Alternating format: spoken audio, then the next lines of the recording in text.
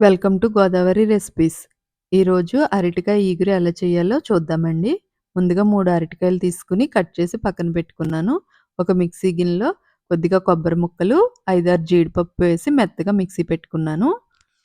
పొయ్యి మీద గిన్నె పెట్టుకుని సరిపడా ఆయిల్ వేసుకుని, జీలకర్ర, కరివేపాకు, ఎండుమిర్చి, వెల్లుల్లి వేసుకుని కొద్దిగా వేగిన తర్వాత ఉల్లిపాయ ముక్కలు, పచ్చిమిర్చి వేసుకుని అవి కొద్దిగా వేగిన తర్వాత అరటికాయ ముక్కలు కూడా వేసుకుని ఒక 5 నిమిషాలు మగ్గనివ్వాలి.